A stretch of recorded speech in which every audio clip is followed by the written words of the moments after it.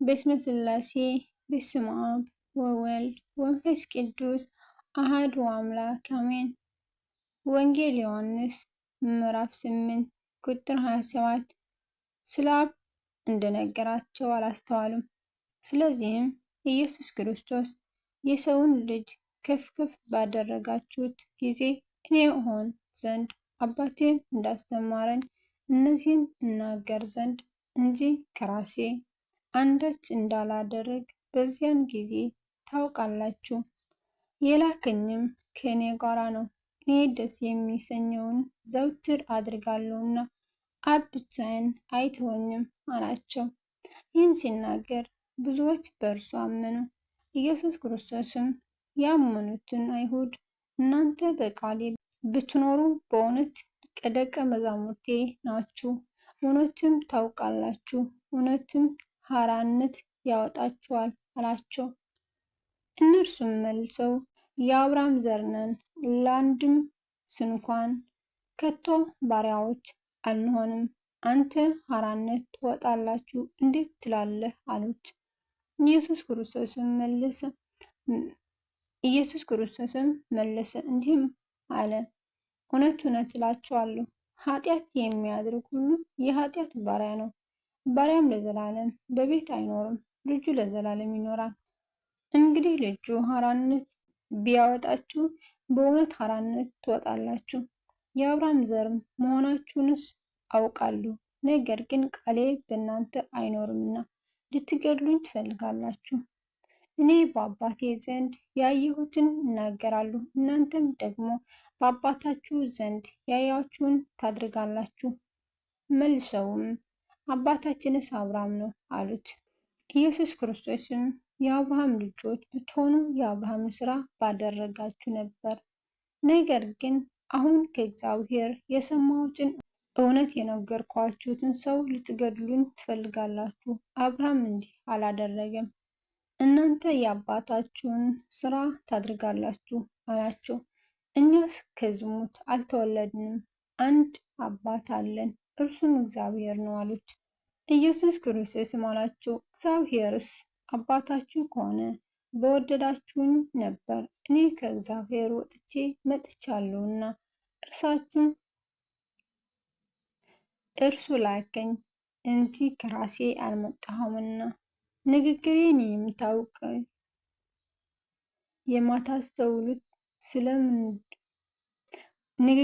የማታስተውሉ ስለምንድን ነው? ቃሌን ልትሰሙ ስለማትችሉ ነው። እናንተ ከአባታችሁ ከዲያብሎስ ናችሁ፣ የአባታችሁ ምኞት ልታደርጉ ትወዳላችሁ።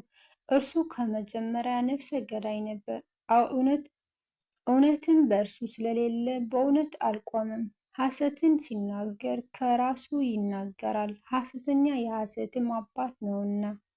እኔ ግን እውነትን የምናገር ስለሆንኩ አታምኑኝም። ከእናንተ ስለ ኃጢአት የሚወቅሰኝ ማን ነው? እውነት የምናገር ከሆንኩ እናንተ ስለምን አታምኑኝም? ከእግዚአብሔር የሆነ የእግዚአብሔርን ቃል ይሰማል። እናንተ ከእግዚአብሔር አይደላችሁምና ስለዚህ አትሰሙም። አይሁድ መልሰው ሳምራዊ እንደሆንክ ጋኔንም እንዳለብህ በማለታችን እኛ መልካም እንል የለምን? አሉት። ኢየሱስ ክርስቶስም መለሰ እንዲህ ሲል፣ እኔስ ጋኔን የለኝም፣ ነገር ግን አባቴን አክብራለሁ፣ እናንተም ታዋርዱኛላችሁ። እኔ ግን የራሴን ክብር አልፈልግም፣ የሚፈልግ የሚፈርድም አለ። እውነት እውነት እላችኋለሁ ቃሌን የሚጠብቅ ቢኖር ለዘላለም ሞትን አያይም። አይሁድ ጋኔን እንዳለበት አሁን አወቅን። አብርሃምስ እንኳን ሞተ፣ ነቢያትም አንተም ቃሌን የሚጠብቅ ቢኖር ለዘላለም ሞትን አይቀምስም ትላለህ። በውኑ አንተ ከሞተው ከአባታችን ከአብርሃም ትበልጣለህን? ነቢያት ሞቱ፣ ራስን ማንን ታደርጋለህ? አሉት። ኢየሱስ ክርስቶስም መለሰ አለም፣ እኔ ራሴን ባከብር ክብሬ ከንቱ ነው። የሚያክብረኝ እናንተ አምላካችን የምትሉት አባቴ ነው። አላወቃችሁትምም፣ እኔ ግን አውቀዋለሁ። አላውቀውም ብል እንደናንተ ሐሰተኛ ብሆን፣ ዳሩ ግን አውቀዋለሁ፣ ቃሉንም እጠብቃለሁ። አባታችሁ አብርሃም እኔን ያይ ዘንድ ሐሴት አደረገ፣ አየም ደስም አለው። አይሁድም ገና 50 ዓመት ያልሆነ አብርሃምን አይተሃልን? አሉት። ኢየሱስ ክርስቶስም እውነት እውነት እላችኋለሁ አብርሃም ሳይወለድ እኔ አለሁ አላቸው። ስለዚህ ሊወግሩት ድንጋይ አነሱ። ኢየሱስ ክርስቶስ ግን ተሰወራቸው። ከመቅደስም ወጥቶ በመካከላቸው አልፎ ሄደ። ምዕራፍ 9 ሲያልፍም ከመወለዱ ጀምሮ ዕውር የሆነውን ሰው አየ። ደቀ መዛሙርቱ መምህር ሆይ ይህ ሰው ዕውር ሆኖ እንዲወለድ ኃጢአት የሰራ ማን ነው? እርሱ ወይስ ወላጆቹ? ብለው ጠየቁት። ኢየሱስ ክርስቶስም እንዲህ ብሎ መለሰ፣ የእግዚአብሔር ሥራ በእርሱ እንዲገለጥ ነው እንጂ እርሱ ወይም ወላጆቹ ኃጢአት አልሰሩም። ቀን ሳለ የላከኝን ሥራ ላድርግ ይገባኛል። ማንም ሊሰራ የማይችልባት ሌሊት ትመጣለች። በዓለም ሳለው የዓለም ብርሃን ነኝ። ይህን ብሎ ወደ መሬት እንትፍ አለ። በምራቁም ጭቃ አድርጎ በጭቃው የዕውሩን ዓይኖች ቀባና ሂድና በሲሆም መጠመቂያ ታጠብ አለው። ትርጓሜው የተላከ ነው። ስለዚህ ሄዶ ታጠበ፣ እያየም መጣ። ጎረቤቶቹም ቀድሞም ሲለምን አይተውት የነበሩ ይህ ተቀምጦ ይለምን የነበረ አይደለምን? አሉት። ሌሎቹ እርሱ ነው አሉ፣ ሌሎቹ አይደለም እርሱን ይመስላል እንጂ አሉ። እርሱ እኔ ነኝ አለ። ታዲያ ዓይኖቹ እንዴት ተከፈተ? አሉት። እርሱም መልሶ ኢየሱስ ክርስቶስ የሚባለው ሰው ጭቃ አድርጎ ዓይኖቼ ቀባና ወደ ሰሊሆም መጠመቂያ ሄደህ ታጠብ አለኝ። ሄጄ ታጥቤ አየሁ አለ። ያ ሰው ወዴት ነው? አሉት። አላውቅም አለ።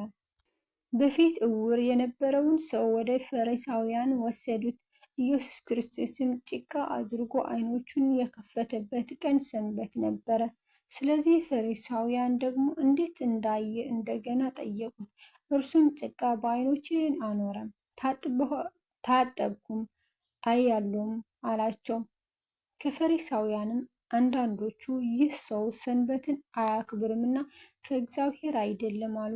ሌሎቹ ግን ኃጢአተኛ ሰው እንደነዚህ ያሉ ምልክቶች ሊያድርግ እንዴት ይችላል? አሉ። በመካከላቸውም መለያየት ሆነ።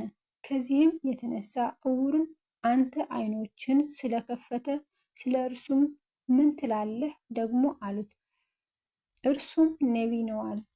አይሁድ የዚያን ያየውን ወላጆች እስኪጠሩ ድረስ ዕውር እንደነበረ እንዳየም ስለ እርሱ አላመኑም።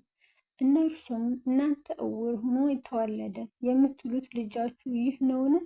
ታዲያ አሁን እንዴት ያያል? ብለው ጠየቋቸው። ወላጆቹም መልሰው ይህ ልጃችን እንደሆነ ዕውርም ሆኖ እንደተወለደ እናውቃለን። ዳሩ ግን አሁን እንዴት እንዳየ አናውቅም፣ ወይም ዓይኖቹን ማን እንደከፈተ እኛ አናውቅም። ጠይቁት፣ እርሱንም ሙሉ ሰው ነው፣ እርሱ ስለ ራሱ ይናገራል አሉት። ወላጆቹ አይሁድን ስለፈሩ ይህን አሉ። እርሱ ክርስቶስ ነው ብሎ የሚመስል ቢኖር ከምኩራብ እንዲያወጡት አይሁድ ከዚህ በፊት ተስማምተው ነበርና። ስለዚህ ወላጆቹ ሙሉ ሰው ነው፣ ጠይቁት አሉት። ስለዚህ ዕውር የነበረውን ሰው ሁለተኛ ጠርተው እግዚአብሔርን አክብር፣ ይህ ሰው ኃጢአተኛ መሆኑን እኛ እናውቃለን አሉት። እርሱም መልሶ ኃጢአተኛ መሆኑን አላውቅም፣ ዕውር እንደነበርኩ አሁንም እንዳይ ይህን አንድ ነገር አውቃለሁ አለ። ደግሞም ምን አደረገልህ? እንዴትስ ዓይኖችህ ተከፈተ? አሉት። እርሱም መልሶ አስቀድሜ ነገርኳችሁ፣ አልሰማችሁም። ስለምን ዳግመኛ ልትሰሙ ትወዳላችሁ? እናንተ ደግሞ ደቀ መዛሙርቱ ልትሆኑ ትወዳላችሁን? አላቸው። ተሳድበውም አንተ የእርሱ ደቀ መዝሙር ነህ፣ እኛ ግን የሙሴ ደቀ መዛሙርት ነን። እግዚአብሔር ሙሴን እንደተናገረው እኛ እናውቃለን፣ ይህ ሰው ግን ከወዴት እንደሆነ አናውቅም አሉት። ሰውየው መለሰ እንዲህም አላቸው፣ ከወዴት እንደሆነ እናንተ አላወቃችሁም። ይህ ድንቅ ነገር ነው። ዳሩ ግን ዓይኖቼን ከፈተ። እግዚአብሔርን የሚፈራ ፈቃዱንም የሚያደርግ ቢኖር ያንን እግዚአብሔር ይሰማዋል እንጂ ኃጢአተኞችን እንዳይሰማ እናውቃለን። ዕውር ሆኖ የተወለደውን ዓይኖች ማንም እንደከፈተ ዓለም ከተፈጠረ ጀምሮ አልተሰማም። ይህን ሰው ከእግዚአብሔር ባይሆን ምንም ሊያደርግ ባልቻለም ነበር። መልሰው አንተ ሁለንተናህ በኃጢአት ተወለድ፣ አንተም እኛን ታስተምረናለህን? አሉት። ወደ ውጭም አወጡት። ኢየሱስ ክርስቶስም ወደ ውጭ እንዳወጡት ሰማ። ሲያገኘውም አንተ በእግዚአብሔር ልጅ ታምናለህን? አለው። እርሱም መልሶ ጌታ ሆይ በእርሱ አምን ዘንድ ማን ነው? አለው። ኢየሱስ ክርስቶስም አይተኸዋልም፣ ከአንተ ጋራም የሚናገር እርሱ ነው አለው። እርሱም ጌታ ሆይ አምናለሁ አለ፣ ሰገደለትም። ኢየሱስ ክርስቶስም የማያዩ እንዲያዩ የሚያዩም እንዲታወሩ እኔ ወደዚህ ዓለም ለፍርድ መጣሁ አለ። ከፈሪሳውያንም ከእርሱ ጋር የነበሩት ይህን ሰምተው እኛ ደግሞ ዕውሮች ነን አሉት። ኢየሱስ ክርስቶስም አላቸው፣ ዕውሮችስ ብትሆኑ ኃጢአት ባልሆነባችሁ ነበር፣ አሁን ግን እናያለን ትላላችሁ፣ ኃጢአታችሁ ይኖራል። ምዕራፍ 10 እውነት እውነት እላችኋለሁ ወደ በጎች በረት በበሩ የማይገባ በሌላ መንገድ ግን የሚወጣ እርሱ ሌባ ወንበዴ ነው። በበሩ የሚገባ ግን የበጎች እረኛ ነው። ለእርሱ በረኛው ይከፍትለታል፣ በጎቹም ድምፁን ይሰሙታል። የራሱንም በጎች በየስማቸው ጠርቶ ይወስዳቸዋል። የራሱንም ሁሉ ካወጣቸው በኋላ በፊታቸው ይሄዳል። በጎቹም ድምፁን ያውቃሉና ይከተሉታል። ከሌላው ግን ይሸሻሉ እንጂ አይከተሉትም፣ የሌላዎችን ድምፅ አያውቅምና። ኢየሱስ ክርስቶስ ይህን ምሳሌ ነገራቸው። እነርሱ ግን የነገራቸው ምን እንደሆነ አላስተዋሉም። ኢየሱስ ክርስቶስም ደግሞ አላቸው፣ እውነት እውነት እላችኋለሁ እኔ የበጎች በር ነኝ። ከእኔ በፊት የመጡ ሁሉ ሌባዎችና ወንበዴዎች ናቸው፣ ዳሩ ግን በጎች አልሰሟቸውምና። በሩ እኔ ነኝ። በእኔ የሚገባ ቢኖር ይድናል፣ ይገባልም ይወጣልም፣ መስመሪያም ያገኛል። ሌባው ሊሰርቅና ሊያጠፋም እንጂ ስለሌላ አይመጣም። እኔ ሕይወት እንዲሆንላቸው እንዲበዛላቸውም መጣሁ። መልካም እረኛ እኔ ነኝ። መልካም እረኛ ነፍሱን ስለ በጎቹ ያኖራል። እረኛ ያልሆነው በጎቹም የእርሱ ያልሆኑ ሙያተኛ ግን ተኩላ ሲመጣ ባየ ጊዜ በጎቹን ትቶ ይሸሻል። ተኩላም ይነጥቃቸዋል፣ በጎቹም ይበታትናቸዋል። ሙያተኛ ስለሆነ ለበጎቹ ስለማይገደው ሙያተኛ ይሸሻል። መልካም እረኛ እኔ ነኝ፣ አብም እንደሚያውቀኝ እኔም አብን እንደማውቀው የራሴን በጎች አውቃለሁ፣ የራሴን በጎች ያውቁኛል፣ ነፍሴንም ስለ በጎች አኖራለሁ። ከዚህም በረት ያልሆኑ ሌሎች በጎች አሉኝ፣ እነርሱን ደግሞ ላመጣ ይገባኛል። ድምፄንም ይሰማሉ፣ እንድም መንጋ ይሆናሉ፣ እረኛውም አንድ። ነፍሴን ደግሞ አነሳት ዘንድ እኖራለሁ እና ስለዚህ አብ ይወደኛል። እኔ በፍቃዴ አኖራታለሁ እንጂ ከእኔ ማንም አይወስዳትም። ላኖራት ስልጣን አለኝ፣ ደግሞም ላነሳት ስልጣን አለኝ። ይህችን ትእዛዝ ከአባቴ ተቀበልሁ። እንግዲህ ከዚህ ቃል የተነሳ በአይሁድ መካከል እንደገና መለያየት ሆነ። ከእነርሱም ብዙዎች ጋኔን አለበት አብዷልም፣ ስለምን ትሰሙታላችሁ አሉ። ሌላዎቹም ይህ ጋኔን ያለበት ሰው ቃል አይደለም፣ ጋኔን የዕውሮችን ዓይኖች ሊከፍት አይችልም አሉት። በኢየሩሳሌምም የመቅደስ መታደስ በዓል ሆነ፣ ክረምትም ነበር። ኢየሱስ ክርስቶስን በመቅደስ በሰሎሞን ደጅ መመላለሻ ይመላለስ ነበር። አይሁድም እርሱን ከበው እስከ መቼ ድረስ በጥርጣሬ ታቆየናለህ? አንተ ክርስቶስ እንደሆንክ ገልጠህ ንገረን አሉት። ኢየሱስ ክርስቶስም መለሰላቸው እንዲህ ሲል፣ ነገርኳችሁ አታምኑንም። እኔ በአባቴ ስም የማደርገው ሥራ ይህ ስለ እኔ ይመሰክራል። እናንተ ግን እንደነገርኳችሁ ከበጎቼ ስላልሆናችሁ አታምኑም። በጎቼ ድምፄን ይሰማሉ፣ እኔም አውቃቸዋለሁ፣ ይከተሉኝማል። እኔም የዘላለም ሕይወትን እሰጣቸዋለሁ፣ ለዘላለምም አይጠፉም፣ ከእጄም ማንም አይነጥቃቸውም።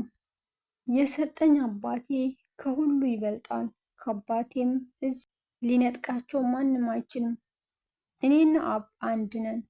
አይሁድ ሊወግሩት ደግመው ድንጋይ አነሱ። ኢየሱስ ክርስቶስም ከአባቴ ብዙ መልካም ሥራ አሳየኋችሁ፣ ከእነርሱ ስለማናቸው ሥራ ትወግሩኛላችሁ ብሎ መለሰላቸው። አይሁድም ስለ መልካም ሥራ አንወግርህም፣ ስለ ስድብ አንተም ሰው ስትሆን ራስን አምላክ ስለማድረግ ነው እንጂ ብለው መለሱለት። ኢየሱስ ክርስቶስም እንዲህ ብሎ መለሰላቸው፣ እኔ አማልክ ናችሁ አልኩ ተብሎ በሕጋችሁ የተጻፈ አይደለምን? መጽሐፉ ሊሻር አይችልምና። እነዚያን የእግዚአብሔር ቃል የመጣላቸው አማልክት ካላቸው የእግዚአብሔር ልጅ ነኝ ስላልኩ እናንተ አብ የቀደሰውን ወደ ዓለምም የላከውን ሰደባለት ትላላችሁን? እኔ የአባቴን ሥራ ባላድርግ አትመኑኝ፣ ባድርገው ግን እኔን ስንኳን ባታምኑ አብ በእኔ እንደሆነ እኔም በአብ እንደሆንኩ ታውቁና ታስተውሉ ዘንድ ሥራውን እመኑ። እንግዲህ ደግመው ሊይዙት ፈለጉት፣ ከእጃቸውም ወጣ። ዮሐንስም በመጀመሪያ ያጥምቅበት ወደ ነበረው ስፍራ ወደ ዮርዳኖስ ማዶ እንደገና ሄዶ በዚያም ኖረ። ብዙ ሰዎች ወደ እርሱ መጥተው ዮሐንስ አንድ ምልክት እንኳን አላደረገም፣ ነገር ግን ዮሐንስ ስለዚህ ሰው የተነገረው ሁሉ እውነት ነበር አሉ። በዚያም ብዙዎች በእርሱ አመኑ። ስለ ቃላቱ የቃላቱ ባለቤት እግዚአብሔር አምላካችን የከበረና የተመሰገነ ይሁን። በወደቀ በተረፈ በአፈ ቅዱሳን ይታረምልኝ። ወስብሐት ለእግዚአብሔር ወለወላዲቱ ድንግል ወለመስቀሉ ክቡር አሜን።